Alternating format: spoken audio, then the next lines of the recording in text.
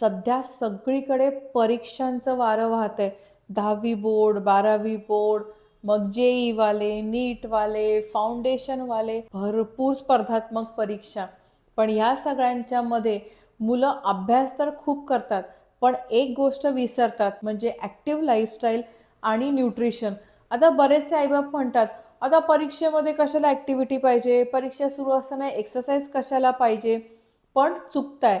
जर तुम्ही रोज कुठलीही फिजिकल ॲक्टिव्हिटी करत नसाल आणि जर तुम्ही व्यवस्थित आहार घेत नसाल, तर चान्सेस आर तुम्ही जेवढा अभ्यास करताय तो तुम्हाला नीट लक्षात राहणार नाही, मेंदू स्लो झाल्यासारखं वाटेल किंवा खूप जास्त स्ट्रेस, ताण आणि डिप्रेशन येईल.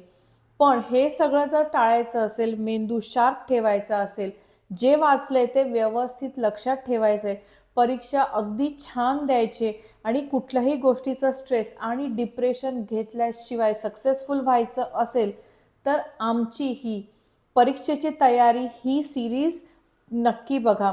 या सिरीजमध्ये आम्ही तुम्हाला देणार आहोत सोप्या आणि साध्या न्यूट्रिशन, एक्सरसाइज आणि हेल्थ टिप्स, की जेणेकरून तुमचा मेंदू शार्प राहील आणि तुम्हाला परीक्षा द्यायला सोपं जाईल.